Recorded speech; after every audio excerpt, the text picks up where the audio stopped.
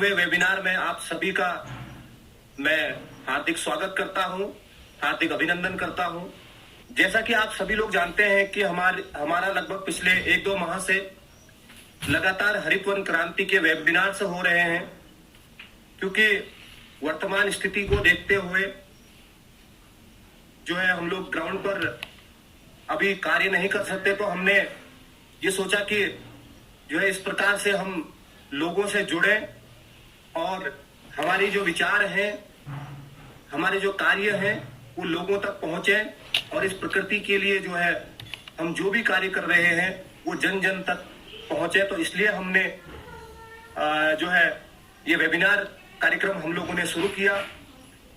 इसका उद्देश्य है कि प्रत्येक व्यक्ति तक हरित वन क्रांति की मुहिम, इस प्रकृति की मुहिम, हम सब की मुहिम जो है पहुंचे और हम सब लोग मिलकर जो है इस प्रकृति के लिए कार्य करें। ये इस क्रांति का उद्देश्य है। और जो है पिछले वेबिनारों में भी और जो हमारे वेबिनार हो रहे हैं इनमें काफी लोग हमारे साथ जुड़ रहे हैं, सभी का साथ मिल रहा है। मैं सभी का जो है धन्यवाद करता हूं कि आप लोग अपना समय दे रहे हैं। और मैं ये मानता हूं कि हमें समय देना भी चाहिए। जिस प्रकृति ने हमें ये जीवन दिया है उस प्रकृति के लिए हमें भी थोड़ा बहुत समय देना चाहिए, क्योंकि हमारी मीटिंग संडे को होती है सिर्फ 1 घंटा। तो हम उस 1 घंटे में बहुत कुछ सीखते भी हैं और नए नए लोगों के विचार भी हम जो है समझते हैं। मैं सभी को बताना चाहता हूं और प्रत्येक मीटिंग में मैं बताता हूं कि हमारा जो उद्देश्य है, जो 7 से 8 लोगों को जो बोलने का जो मौका हम देते हैं, उसमें प्रत्येक व्यक्ति को हम बोलने का मौका देते हैं। क्या होता है कि अगर हमारे साथ 60 लोग जुड़े हैं तो एक मीटिंग में हम लोग 1 घंटे की मीटिंग में 60 लोगों को बोलने का मौका नहीं दे सकते। तो इसीलिए हम लोगों ने सोचा है कि हम लोग जो है साथ साथ की एक टीम बनाएंगे, जिसमें ग्राउंड लेवल के लोग भी होंगे, जिसमें जो है हमारे साइंटिस्ट भी होंगे, जिसमें हमारे जो है फॉरेस्ट के लोग भी होंगे, जिसमें हमारे सभी जो पर्यावरण के लिए काम कर रहे हैं समाज सेवी भी होंगे। तो सभी को हम जो है बोलने का मौका देंगे। तो अभी तक जो है प्रत्येक मीटिंग में काफी सारे लोगों ने अपने अपने सुझाव दिए और जिस पर आगे हम लोग कार्य भी करेंगे और वर्तमान में हम लोग कार्य कर भी रहे हैं।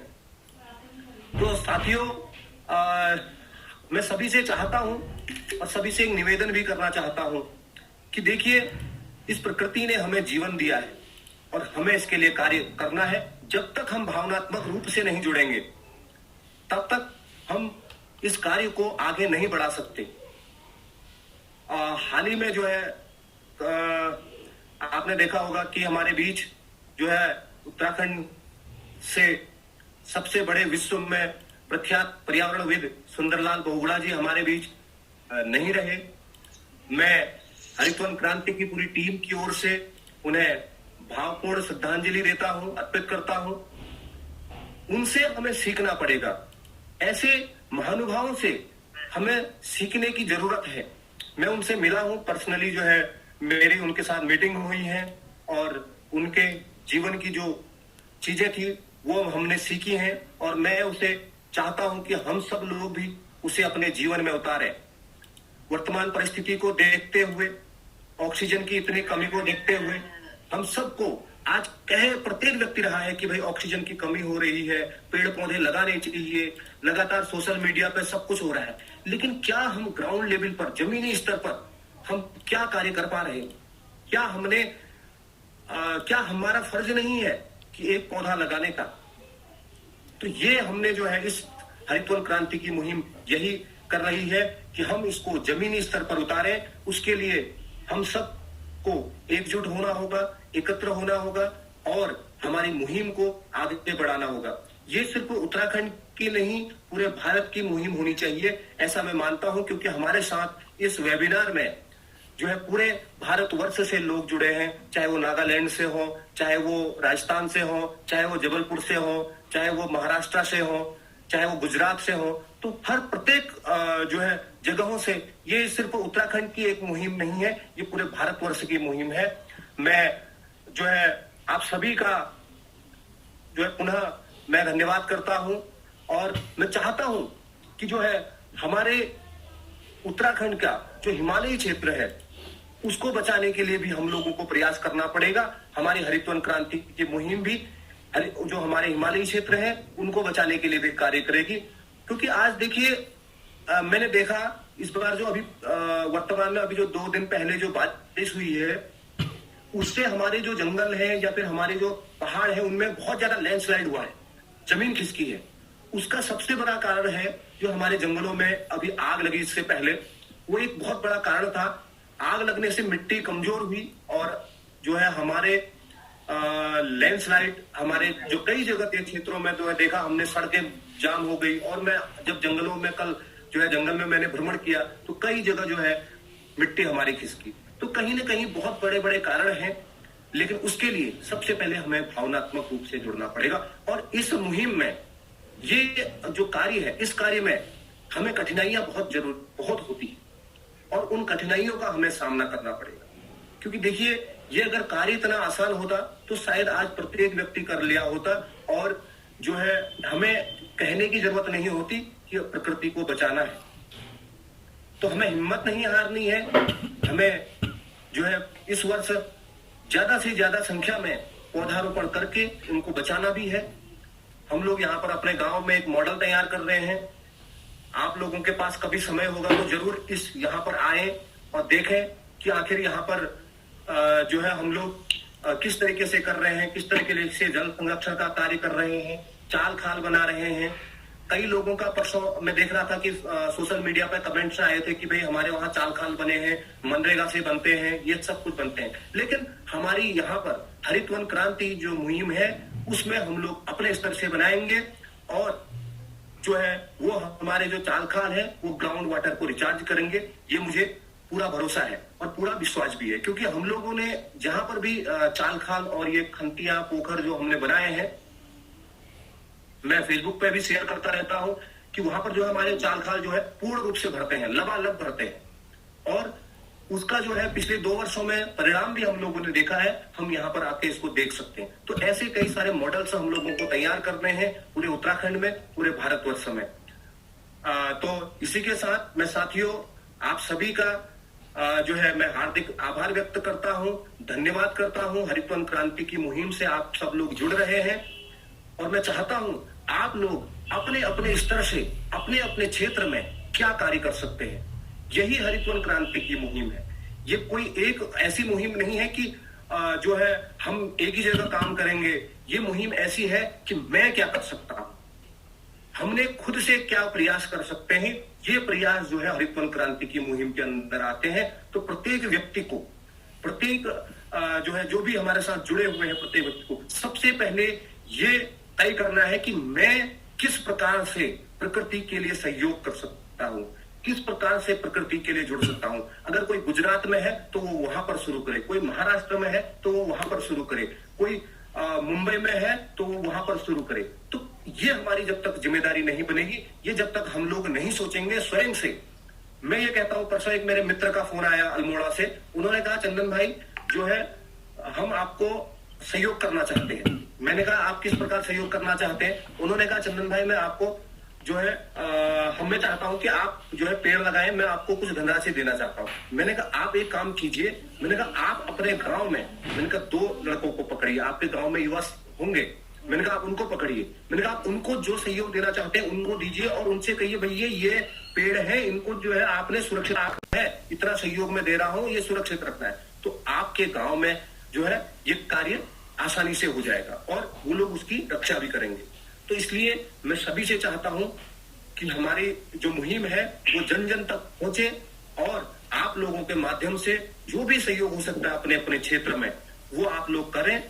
और काफी लोग कर रहे हैं, ऐसा नहीं है कि पर्यावरण के लिए कोई नहीं कर रहा, पर्यावरण के लिए सब लोग कर रहे हैं, सब लोगों को चिंतन है। लेकिन ये गहरा चिंतन तब हो सकता है जब हम भावनात्मक रूप से जुड़ेंगे, जब हमारा उसके प्रति प्रेम होगा, जब हम मैं आज अपने जंगल के प्रति इतना प्रेम रखता हूं कि मुझे जो है प्रत्येक दिन मेरा मन करता है कि मैं अपने जंगल में जाऊं और प्रत्येक दिन जाता भी हूं, प्रत्येक दिन जो है उन पेड़ों को निहारता हूं, देखता हूं।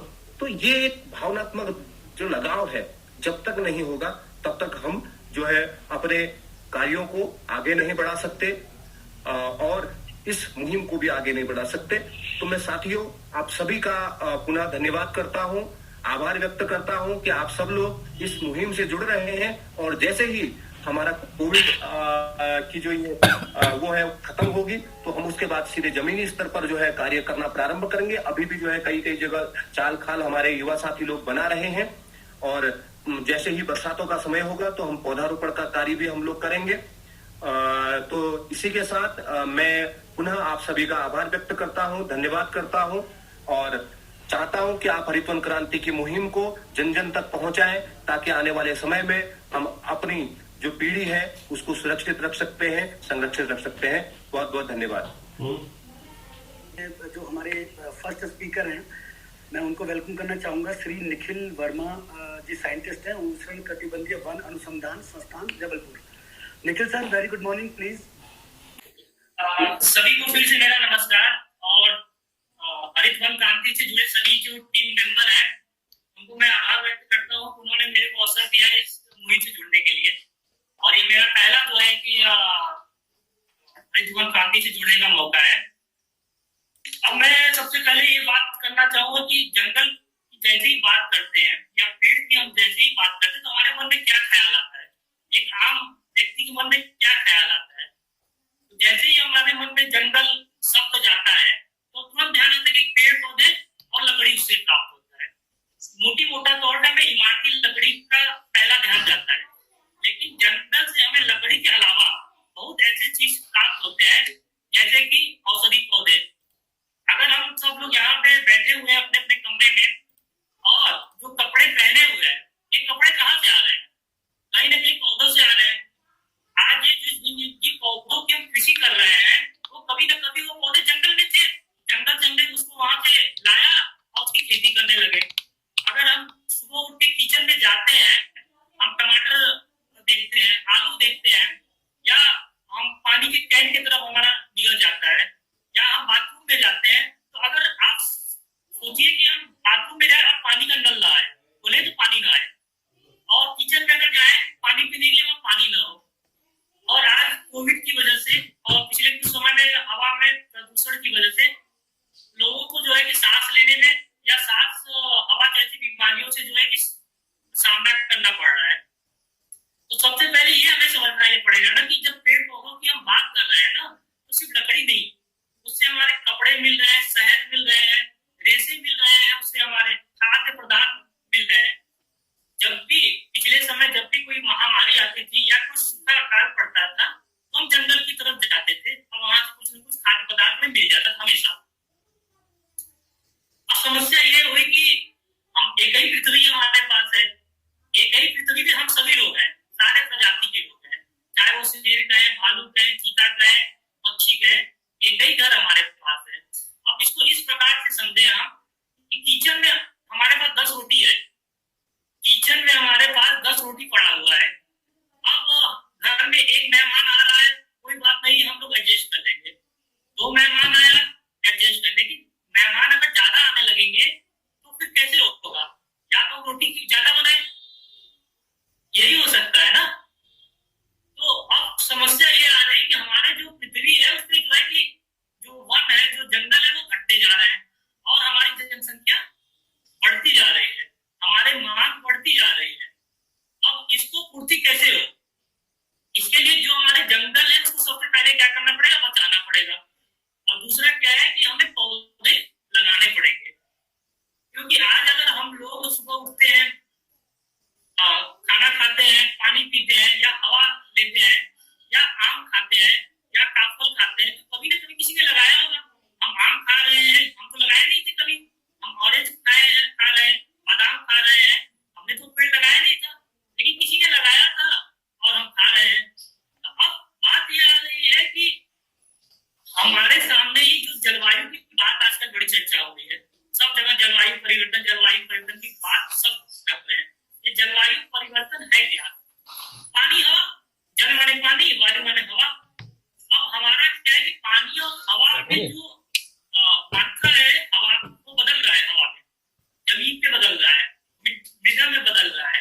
हमारे शरीर में अगर देखा जाए तो लगभग 70% पानी है और हमारे पृथ्वी पे भी लगभग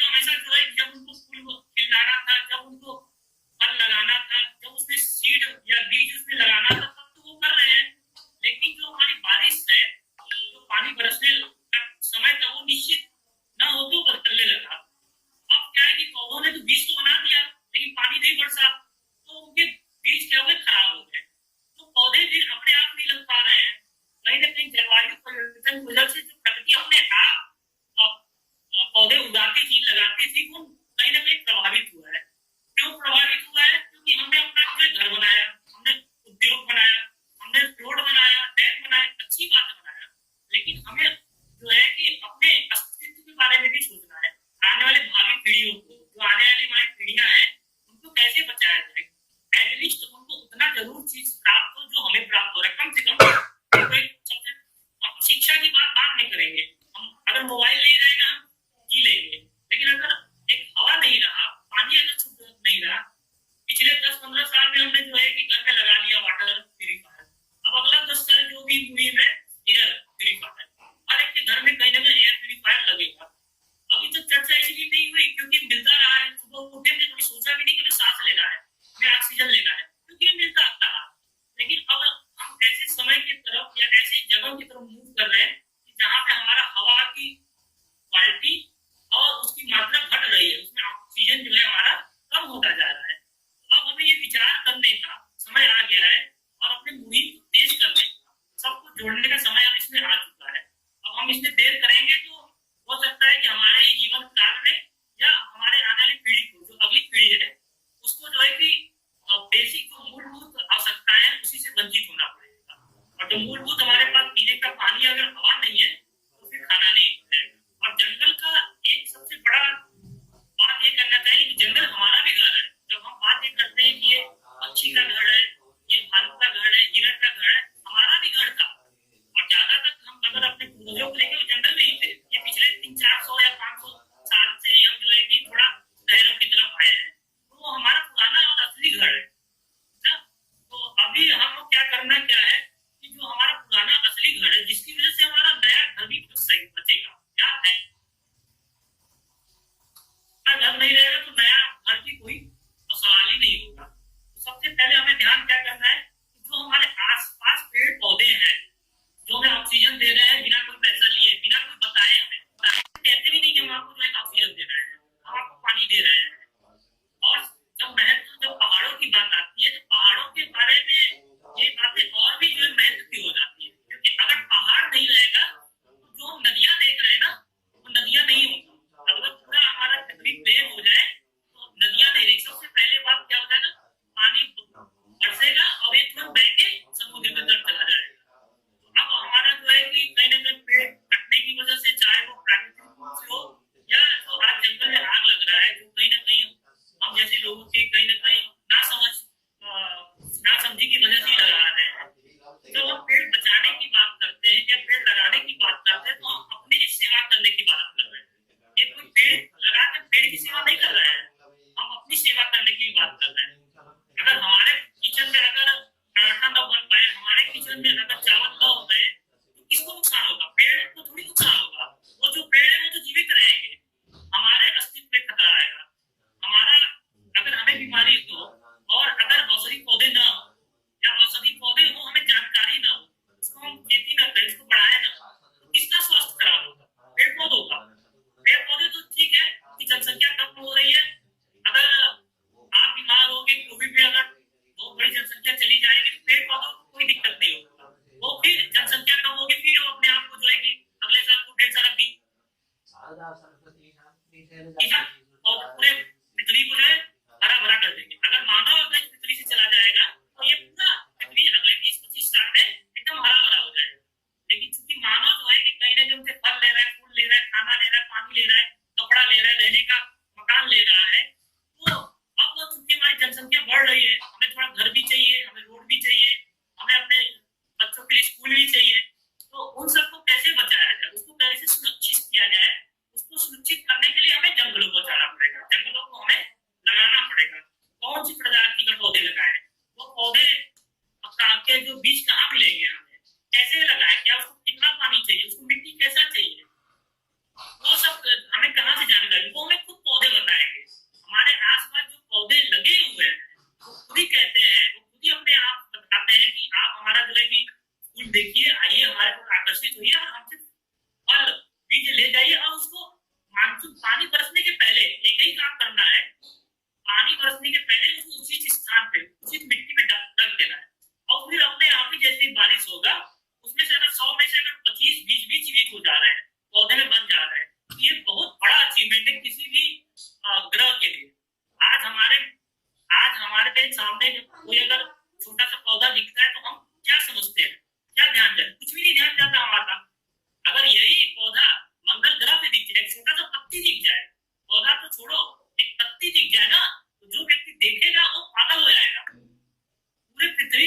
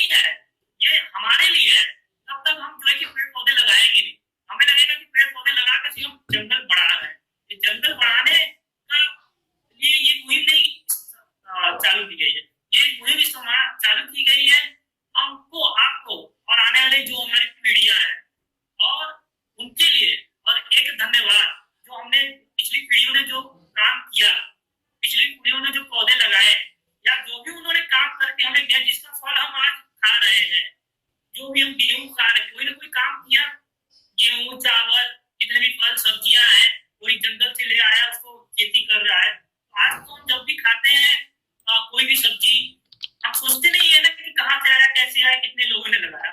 अब समझ से हमें जो मिल गया, अब क्योंकि जलवायु परिवर्तन होता जा रहा है, अब हमें सबसे पहला ध्यान यही करना है कि अपने आसपास के जो पौधे हैं, चाहे वो मानसून जो बारिश के सीजन में हम देखते हैं नाली के किनारे पे कुछ छोटे छोटे पौधे लग जाते हैं, या जब भी बारिश होती है तो कीचड़ में पौधे आ जाते हैं।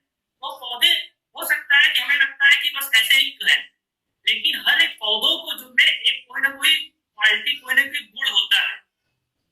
हो सकता है कि कोई पौधा लकड़ी में बहुत अच्छा काम होता होगा, उससे इमारती लकड़ी बनती होगी।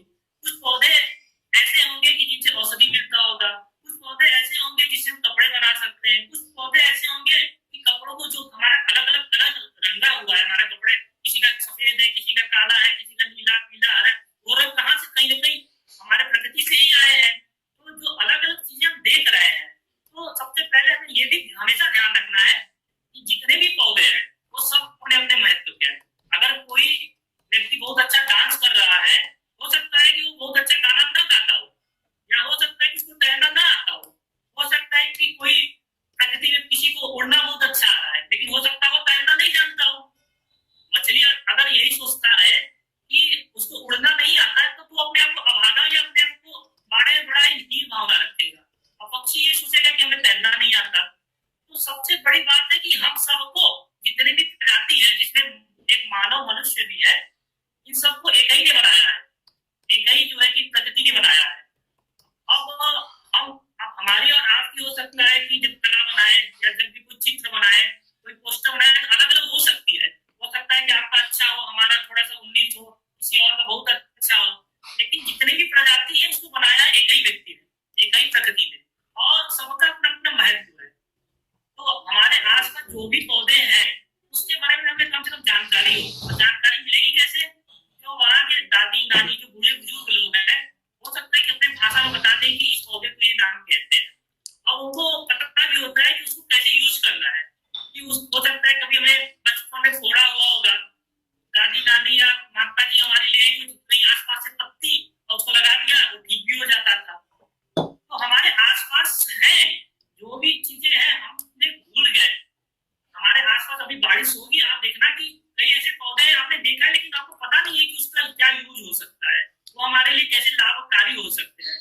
तो उसकी शुरुआत अगर हम इस सीजन में, आने वाले सीजन में 2-4 पौधे ही अगर पहचान ले और जान ले कि कैसे उसका यूज होता है, और जब उसका बीज पके उसको कलेक्ट कर ले, तो अगले साल बारिश आने से पहले उसको कहीं ऐसे भूमि पे फेंक दे तो अपने आप वो बढ़ने लगेगा। तो हमें बस अभी ये करना है कि सही समय में बीज को कलेक्ट करना है, और फिर उसको जो है कि बारिश आने से पहले उसको बस हमें उचित जगह पे डाल देना है। तो वो अपने आप ही प्रकृति जो है कि पानी से उसको एक छोटे से बीज को एक पूरा सा वृक्ष में परिवर्तित कर देगी। तो आज प्रकृति को जो है कि सहायता की जरूरत है। इसके लिए सहायता के लिए जो उसको जो सेवा वो हमें देती आई है, जो वस्तु हमें देते आ रही है, उसको आगे भी दे पाए, इसलिए हमें उस प्रकृति को सहायता करने की जरूरत है। तो इन्हीं शब्दों के साथ जो है कि मैं अपने जो है कि इस स्पीच को विराम देता हूँ, और सबसे यही विनती है कि ये मोहन जी आप कुछ कहना चाह रहे हैं? नो सर, आपका बहुत अच्छा, मतलब थैंक्स अलॉट कि आपने वेलकम करूंगा श्रीमती मंजू आर साहब, फिल्म कलाकार, प्रयोगशाला सहायक कारीगेट अल्मोड़ा से। Ma'am please. धन्यवाद आप सबका, नयाल जी, मोहन शर्मा जी और हरित क्रांति से जितने लोग भी जुड़े हुए हैं, कि आपने मुझे अपने विचार व्यक्त करने का मौका यहाँ पर दिया। ये मेरी तीसरी मीटिंग है। उससे पहले मुझे इसके बारे में कुछ भी पता नहीं था कि ये इस तरह की मुहिम चली हुई है। तो जितेंद्र बोरा जी, तो खंडाटा के जितेंद्र भैया, उन्होंने लिंक शेयर किया। तो मतलब काफी अच्छा, मैं पहले से सोचती थी कि मतलब कि इस काम को मैं भी किसी के साथ जोड़ूं तो नॉलेज ही हमको गेन होती है, हमको बहुत अधिक खुशी मिलती है कि कोई हमारे जंगल बचाने के लिए इस तरह का काम कर रहा है। मैं कहते हैं कि जंगल बचाओ, जंगल बचाओ। तो ये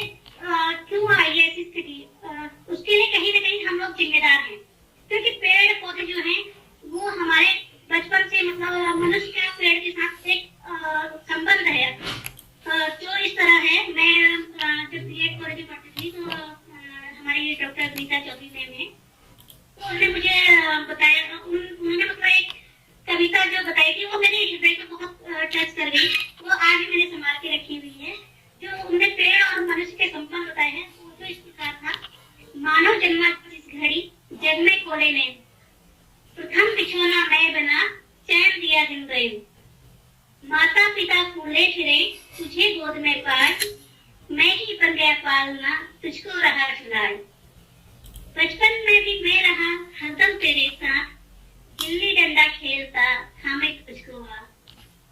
यौवन फिर आया तेरा बड़ा सम्मान, मेरी लकड़ी से बना सुंदर तेरा मकान।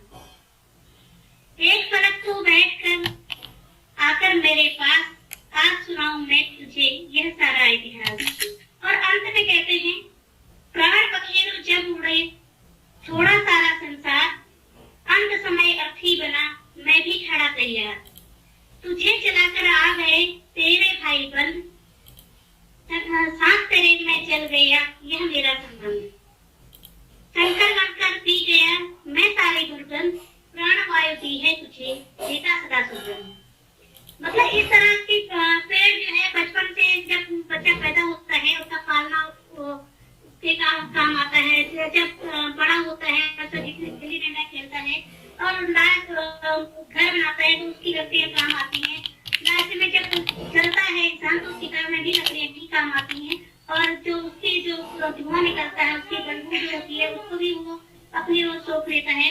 तो पेड़ पौधों का जो है हमारे जीवन में अत्यंत महत्वपूर्ण स्थान है। तो जहाँ तक आजकल बात होती है कि काफी लोग कहते हैं कि पेड़ जो है वो बनाने का मुख्य कारण है। तो मैं कहती हूँ कि पेड़ों को हमने एक रोजगार के रूप में तैयार किया है। उससे मैं उसको यूज कर रही हूँ कि उससे लोगों को रोजगार मिल सके।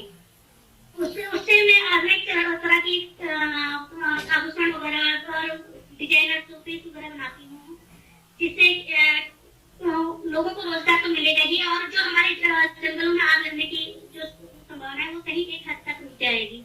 क्योंकि पहले भी जंगल होते थे, चीड़ के जंगल पहले भी होते थे, लेकिन लोग महिलाएं जो की घास वास काटती थी तो अपने किसी का वो लोग साफ कर लेते थे। तो वर्तमान समय अभी जब हमने देखा कि पिछली बार जब लॉकडाउन हुआ था तो उस वक्त वन आदमी की कोई घटना नहीं हुई थी। तो कारण कौन था? कहीं ना कहीं हम थे, हमारी वजह से ही उसमें आग लगी थी। और जब लॉकडाउन कोई बाहर नहीं निकला तो हमारा जो पर्यावरण है बिल्कुल पूरी तरह शुद्ध हो गया।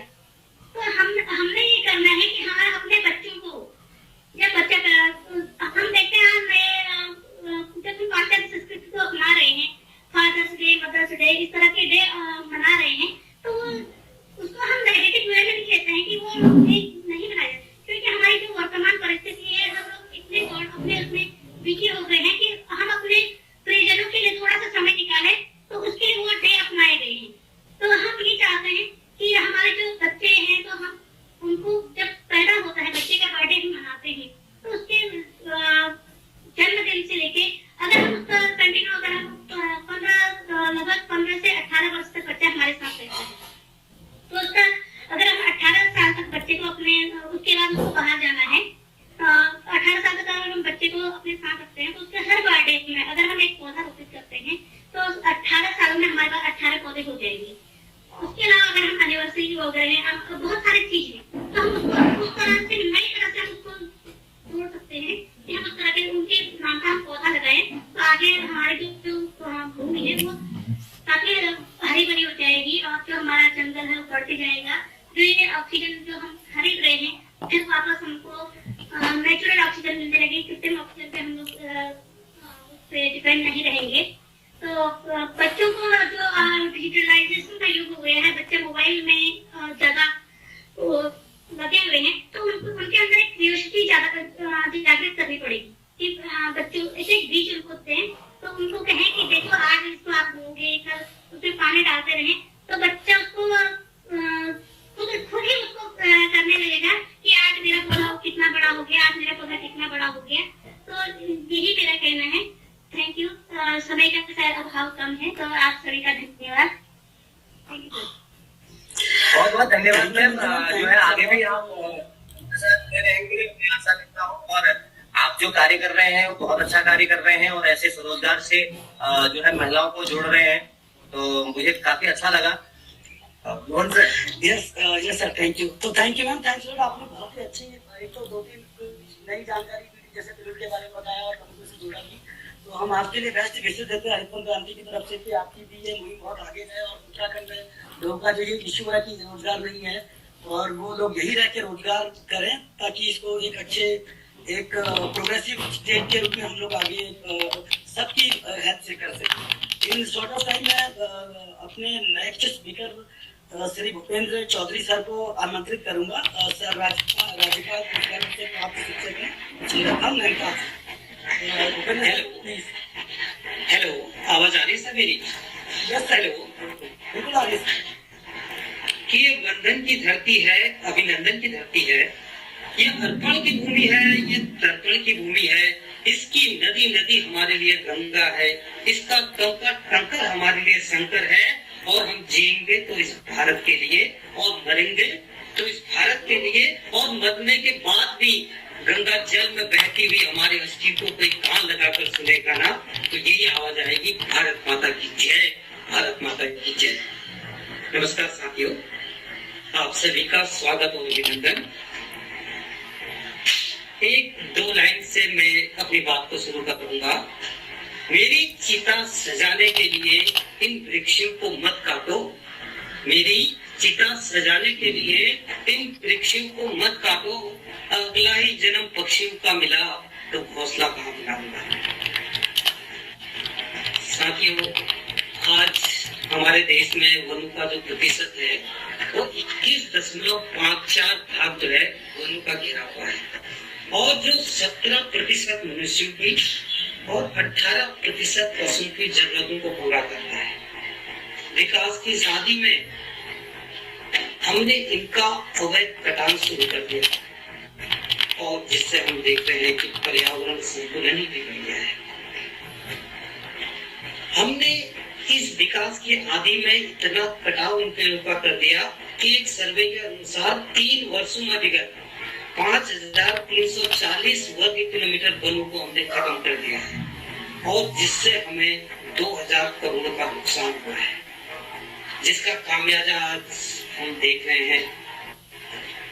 आज देख रहे हैं ऑक्सीजन के लिए किस कदर इधर उधर भटक। आखिर क्यों? कहीं ना कहीं तो हमारी कुछ कमियां रही हैं। हमने वनों को काट दिया, ऑक्सीजन की कमी हो गई। नदियों को हमने प्रदूषित कर दिया है, जमीन को हमने प्रदूषित कर दिया है। अभी तो न जाने हम क्या क्या हमें झेलना पड़ेगा, क्योंकि इस सब के कारण हम हैं। और उत्तराखंड की हम बात करें, उत्तराखंड में जो है 65% भाग वन का है, लेकिन अफसोस केवल 45% भाग में ही वन है, बाकी सब बंजर है। आज हमको इस बंजर धरती को हरा करना होगा। 1-2 लाइनें मुझे याद आ रही है। सूखी धरती करे पुकार, वृक्ष लगाकर करे श्रृंगार। आज हमको चंदन जी की मुहिम, जो कि बहुत अच्छी मुहिम उन्होंने चलाई है, इसमें जुड़ना होगा। जुड़ने का मतलब ये नहीं कि हम उनके साथ बोले, हमें करना कुछ ये। बस चंदन जी का जो एक सपना है कि धरती हरी भरी हो, अपने आसपास पेड़ लगाएं। अब जब हम बात करते हैं कि हम तो शहरों में रहते हैं, पेड़ कहाँ लगाएं? अरे पेड़ अगर हमारी इच्छा हो तो हम गमले में भी लगा सकते हैं और उसको संरक्षित कर सकते हैं, उसकी देखभाल कर सकते हैं। यूं तो 5 जून आने वाला है, हजारों वृक्ष लगेंगे पर्यावरण दिवस के नाम पर। कितने लाखों वृक्ष हर साल लगते हैं, लेकिन अगर देखा जाए जितने वृक्ष अभी तक लग चुके हैं, अगर इतने वृक्ष जिंदा होते तो धरती पर कई जगह नहीं। कोई जरूरी नहीं है कि हम इतने वृक्ष लगाएं, हम 1 वृक्ष लगाएं, 2 वृक्ष लगाएं, बस क्योंकि हम देखभाल करें। क्योंकि अगर हम भूल जाते हैं तो पौधा भी सूख जाता है। हमें जो है पौधे लगाने हैं और आने वाले भविष्य के लिए इन दोनों को हमने जिंदा रखना है। आज हमें क्या चाहिए?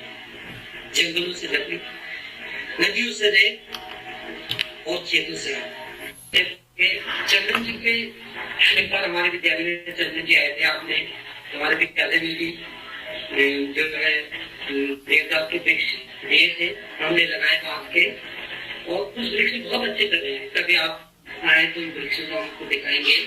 तो मैं बच्चों को भी, हम लोगों ने इको क्लब अपने विद्यालय में गठित किया है, तो हम बच्चों को उसमें जाते रहते हैं वृक्ष के महत्व के बारे में और बताते रहते हैं कि वृक्षों का क्या हमारे महत्व है, और उनसे यही बताते हैं कि घर के आगे वृक्ष लगाएंगे। अगर पहाड़ों में हम बांस के अगर हम वृक्ष लगाए, क्योंकि बांस का वृक्ष बहुत जल्दी बढ़ता है, और अगर सड़कों के किनारे लगाए तो हमें और भी फायदा होगा, क्योंकि सड़कों के किनारे बांस के वृक्ष इतने बड़े होते हैं, बड़े बड़ी दुर्घटनाओं को भी रोक सकते हैं, क्योंकि इतने मजबूत होते हैं। अगर कोई गाड़ी वाला आपको टकरा गई तो उसको भी नीचे जाने से रोक सकता है। तो बांस हमको लगाना चाहिए। और एक दो लाइन में एक गीत की थोड़ा सा अगर समय है तो गुनगुनाना चाहूंगा। वृक्ष है कह रहे हम वतन के लिए, काटते को हमें किस चमन के लिए, प्राण की वायु सब को लुटाते हैं, तुम सिलाते हमें बस तुम्हारी धुआं, तुम पिलाते हमें बस धुआं ही धुआं। तप्त धरती पे घन छत्र ताने हुए, हम युगों से खड़े शीत में घाम में, हम युगों से खड़े शीत में घाम में। कर लो धरती हरी हर नयन के लिए, काटते हो हमें किस चमन के लिए, काटते हो हमें किस चमन के लिए। फूल फल पात सब राह तेरी है, छाल से मूल से औषधि में मिले, छाल से मूल से औषधि में मिले। मौन है चोट खाते रहे उम्र भर, हम जिए किस तरह ये पता है किसे, हम जिए किस तरह ये पता है किसे।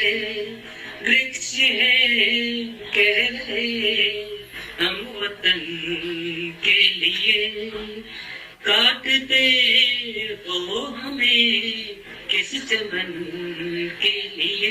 धन्यवाद।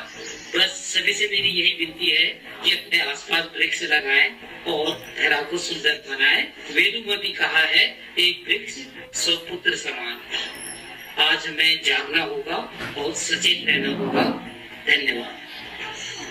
बहुत धन्यवाद सर। और आपने तो जो है बहुत एक पोएम के माध्यम से, गीत के माध्यम से जो है सब कुछ बयान कर दिया हमें क्या क्या चीजें होनी चाहिए। और आपने अपने घर को भी इतना सुंदर बना रखा है, लगभग शायद 2000-3000 जो है गमले जो है लगा रखे हैं। और जी सर, जी आपने बना रखा है सर। जी सर।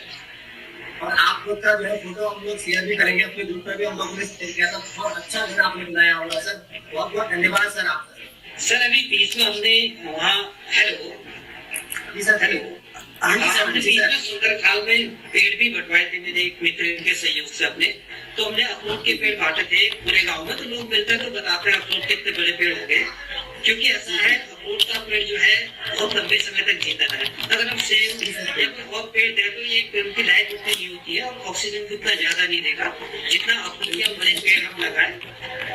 तभी सर आप लोग आए तो घर मेरे जरूर आप समय निकालें सर। धन्यवाद सर। Thank you. अभी अपने श्री राजमहल आपको आमंत्रित करना चाहूँगा अध्यक्ष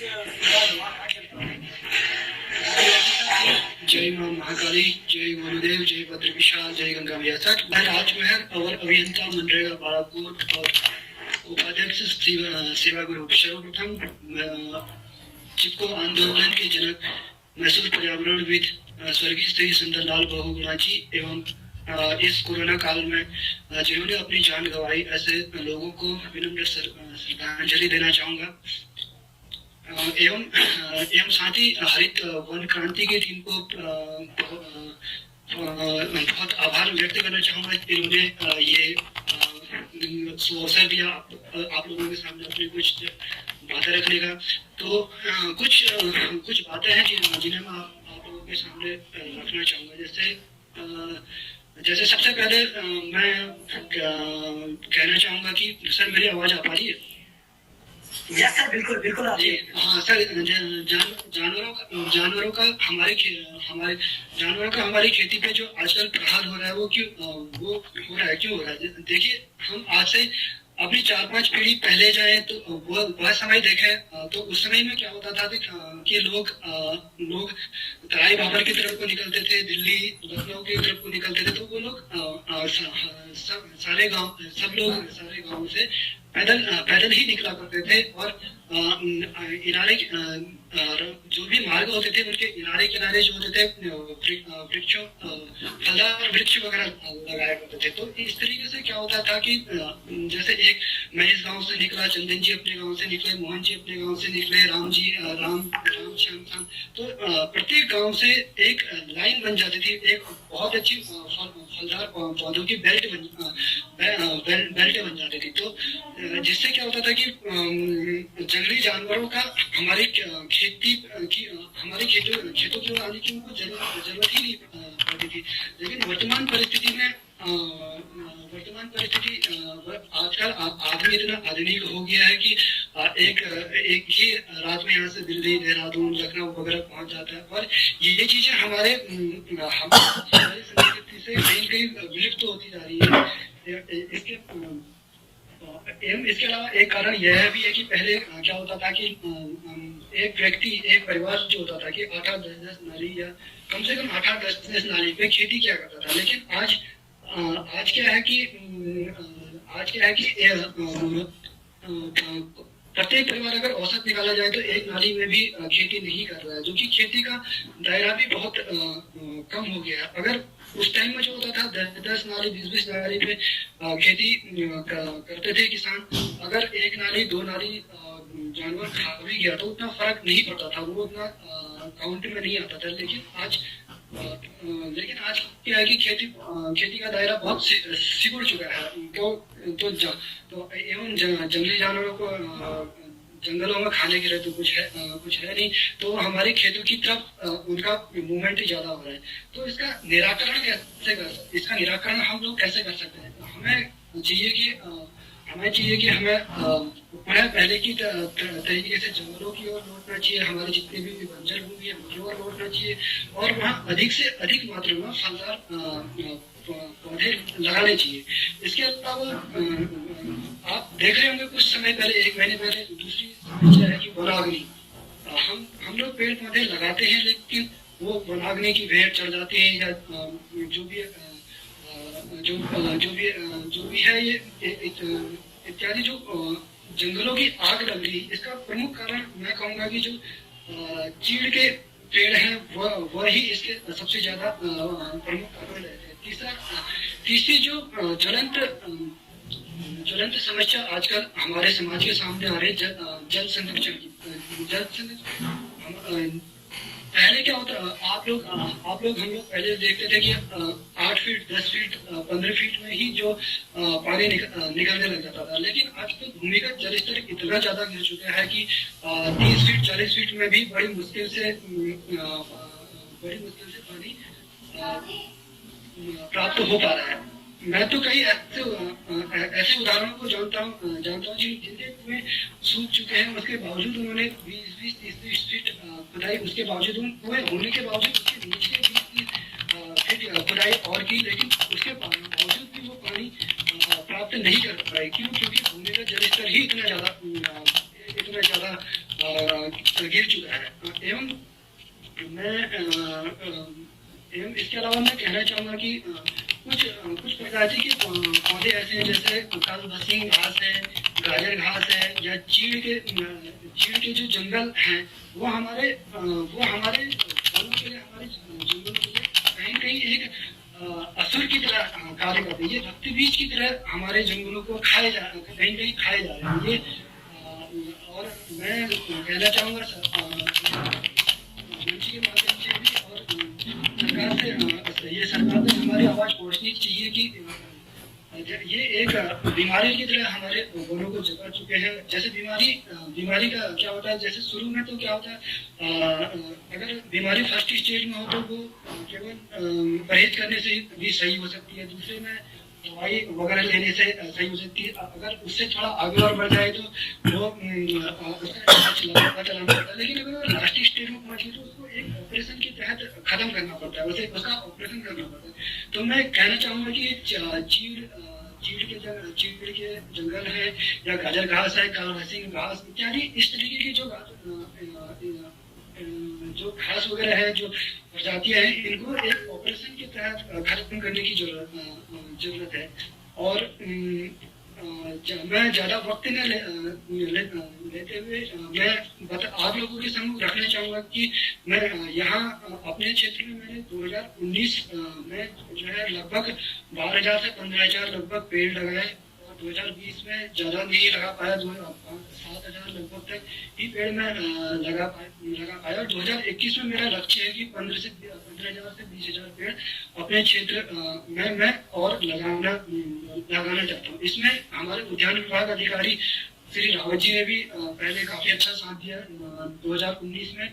अब चाहूंगा कि वो आगे भी हमारा इसी तरीके से साथ देंगे। हरित वन क्रांति की टीम को एक बार मैं धन्यवाद देना चाहूंगा, एवं सभी लोगों से आग्रह करना चाहूंगा कि अपने जन्मदिन के शुभ अवसर पर कम से कम एक पौधा अवश्य लगाएं। धन्यवाद सर। बहुत बहुत धन्यवाद राज भाई। और तो मैं वेलकम करूंगा Shrimati Lakshmi Rawat ji, state resource person and RLM Karnaprayag Chamoli. Ma'am good morning. Good morning sir. सम्मानित सभी उपस्थिति पर्यावरण बंधुओं को मेरा नमस्कार। मैं लक्ष्मी रावत कर्णप्रयाग ब्लॉक डिस्ट्रिक्ट चमोली से, और मेरा गांव का नाम सिरबाग है। सर मैं यहाँ पे जो ये ऑनलाइन सम्मेलन का ये शीर्षक का है केंद्र बिंदु पर्यावरण चेतना है। पर्यावरण चेतना की का अर्थ है कि पर्यावरण की शुद्धि लेना व शुद्धि होना। तो सर मैं ये कहूंगी कि अपना जो मैंने देखा है आज तक अपने जीवन में पेड़ पौधों से, तो सबसे पहले मैंने ये देखा है कि जो हमारे पूर्वजों ने जो पौधे लगाए थे, मुझे जो प्रेरणा मिली है, जो मेरे अंदर एक भावना आई है कि मैं पेड़ पौधे लगाऊं, या अपनी पृथ्वी के लिए, अपने प्रकृति के लिए, अपने जो हमारे जल स्रोत सूख रहे हैं, मैंने 18 साल पहले जो स्रोत देखा था, आज उन स्रोतों में पानी नहीं है। और बहुत सारी ऐसी चीजें देखने को मिली कि मतलब जैसे हमारी ये जल की बहुत कमी हो गई है।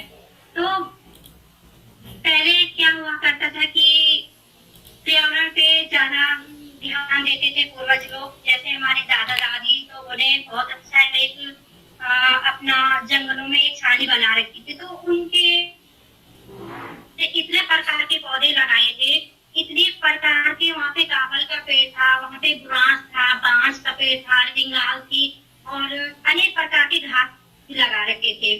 तो वहाँ पे उनका जो छानी था, तो सर वहाँ पे उनको पानी के लिए कहीं बाहर नहीं जाना पड़ता था। उनके छाने में खुद ही वहाँ पे एक जल निकास, जो खुद ही वहाँ पे जल उत्पन्न हो गया था। तो प्रत्येक छानी में जाके मैंने वहाँ पे देखा, तो सबके अपने अपने छानों में पानी का खुद मतलब पानी निकलता था उनकी छानियों में। लेकिन आज वो चीज नहीं रहती, और मैंने उनको देखा नहीं था। लेकिन जब मैं वहाँ पे गई, उन छानियों में देखने गई, तो लोगों लोगों ने बताया कि ये छाले आपकी है, आपकी दादा दादी की थी, तो वहाँ का जो इतना सुंदर दृश्य था मैंने आज तक कभी देखा नहीं है। उन लोगों ने इतना अच्छा उसको बना रखा था। तो आज का जो ये समय है, तो धीरे धीरे सर मुझे भी ये हुआ कि कहीं ना कहीं हमें भी अपने प्रकृति के लिए कुछ करना है, जिससे हमें जीवन मिलता है, जल मिलता है, अन्न मिलता है, हमारे पशु पक्षी उनको उनका आशियाना है, उनके लिए जानवरों को लिए बिछौना मिलता है, चारा मिलता है। हम कहीं ना कहीं उस चीज को भूल के हम लोग बहुत आगे चले जा रहे हैं, बहुत आगे चले जा रहे हैं और हम उस चीज पे ध्यान नहीं दे पा रहे हैं। तो मैंने एक 2003 से लगा लो सर, 2003 से मैंने एक संकल्प ले लिया था कि मैं कुछ न कुछ करूंगी पर्यावरण के लिए। मैं जितना कैसे हो पाएगा मैं पर्यावरण के लिए करूंगी। तब तो सर बहुत कम उम्र थी मेरी, लगभग 16-17 साल की थी मैं। तो तब से मैंने ये काम संभाला है और आज तक मैं बहुत सारे क्षेत्रों में, मैं राष्ट्रीय ग्रामीण आजीविका मिशन में भी स्टेट रिसोर्स पर्सन के तौर पे मैंने काम किया है। प्रत्येक गांव में जाके मैंने आजीविका के बारे में ट्रेनिंग महिलाओं को दी है। तो वहाँ पे जाके मेरा अपना जो अपने स्तर से जो हो पाता था, मैंने वहाँ पे जाके वृक्षारोपण करवाया लोगों से और वहाँ पे जाके महिलाओं को अपना संदेश, अपना मैसेज अपने तरफ से उनको वो मैसेज दिया कि मतलब मैंने कहा सारा काम करो, लेकिन हमेशा जल, जंगल और जमीन हमारे बहुत जरूरी है। हम लोग कितने आगे भी बढ़ जाए, कितने उच्च स्तर तक भी हम लोग पहुंच पाए, लेकिन हमेशा हमें अपने जीवन हमारा जल से ही है। जल जीवन, जल से और जंगल से जमीन हमारे बहुत इम्पोर्टेंट है और इसके लिए कार्य करना कभी मत छोड़ो। और हमेशा हम लोगों को एक आज के दौर में हम लोग जो देख रहे हैं कि घरों में नल तो लगे हैं, लेकिन उन नलों में पानी नहीं है, उन नलों में पानी नहीं है। और पेड़ काटने के लिए सभी लोग तैयार हैं, लेकिन पेड़ लगाने के लिए कोई भी तैयार नहीं है। पेड़ लगाने के लिए एक व्यक्ति भी तैयार नहीं है। पता नहीं क्यों लोग इस चीज को नहीं जान पा रहे हैं कि ये हमारे लिए बहुत जरूरी है।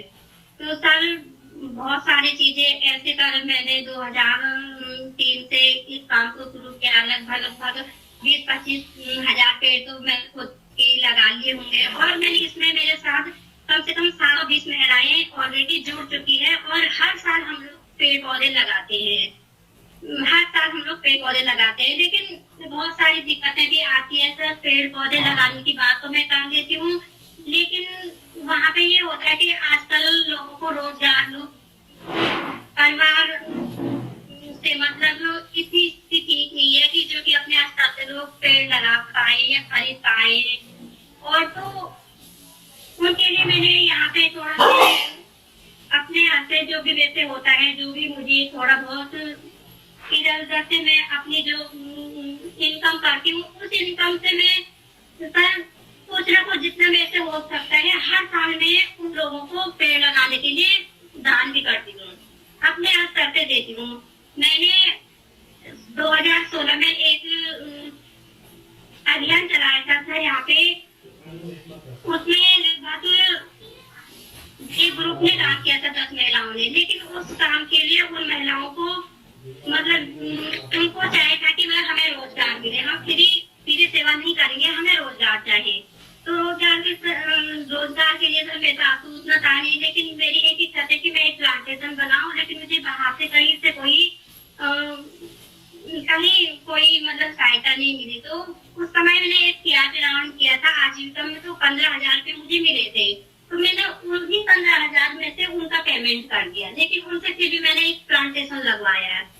तो मैं ये चाहती हूँ कि हम लोग मतलब निस्वार्थ भावना से, जब तक हम पेड़ लगाना तो बहुत आसान होता है, लेकिन जब उसके संरक्षण की बात आती है, उस पेड़ को देख रेख की जरूरत पड़ती है, तो सबसे पहले ये होता है कि हम जितने भी पौधे लगाएं, लेकिन उनकी देख रेख सबसे जरूरी है। सबसे पहले उनकी देख रेख, हम जैसे एक बच्चे को पालते हैं, उसकी देख रेख करते हैं, तो मतलब उसी प्रकार से बच्चे की तरह ही हमें उस पौधे को भी देखना है, तब जाके वो पौधा बड़ा होगा और विकसित होगा, हवा देगा, पानी देगा, फल देगा हमारे लिए। तो कहीं ना कहीं जंगलों में बंदर घरों में आ रहे हैं, उनके लिए खाने के लिए जंगलों में पेड़ लोगों ने काट दिए, कुछ नहीं है। तो अब जो नेक्स्ट टाइम हम लोगों ने सोचा है कि हम अपने यहाँ पे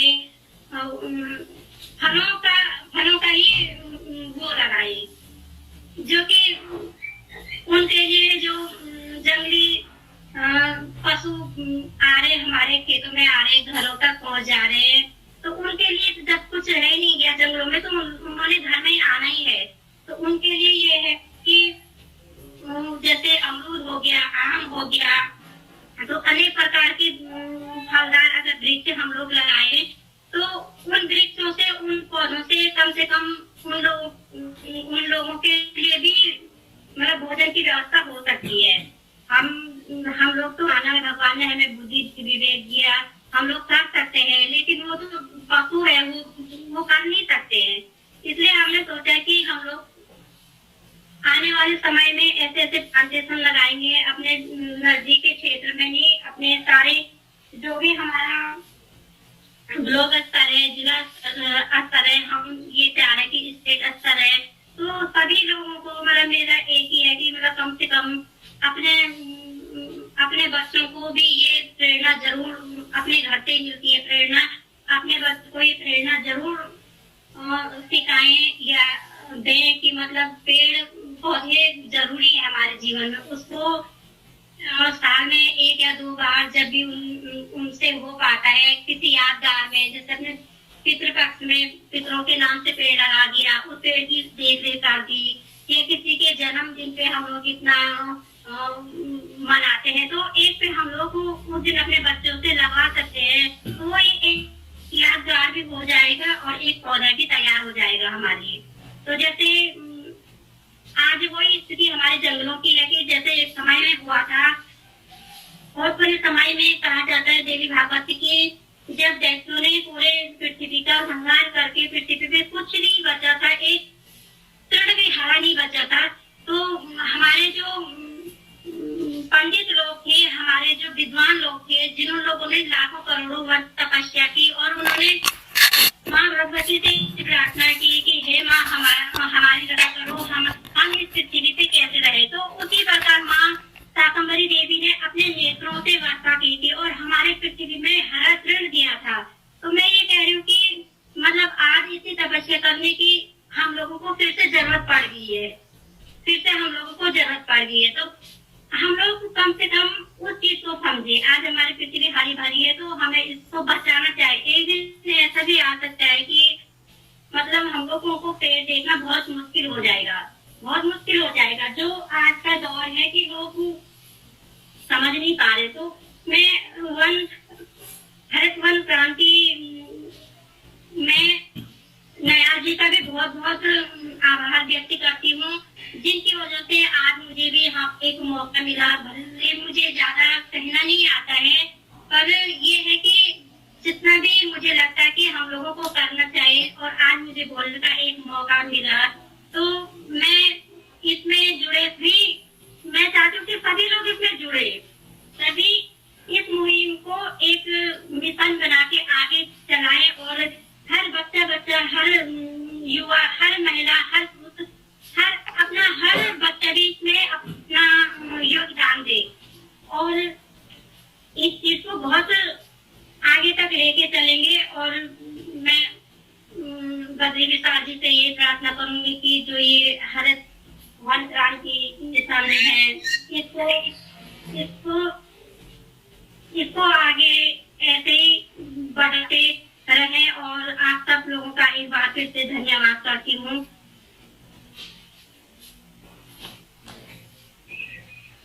बहुत बहुत धन्यवाद मैम। जो है आपने पूरे जमीनी स्तर की बातें जो है, धन्यवाद।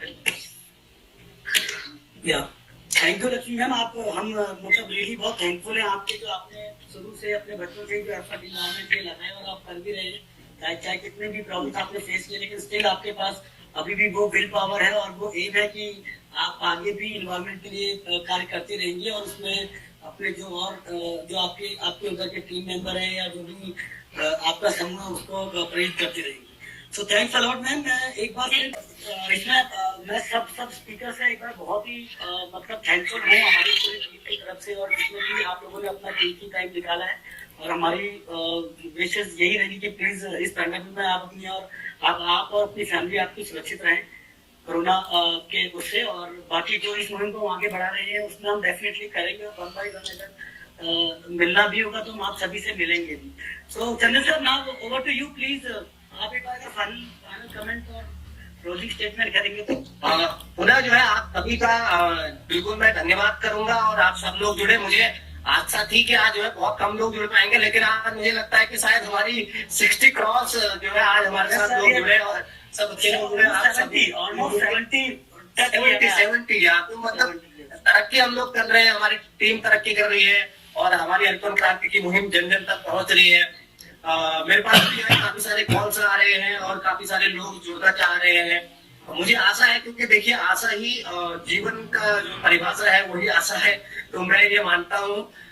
तो मैं जो हमारे टीम मेंबर थे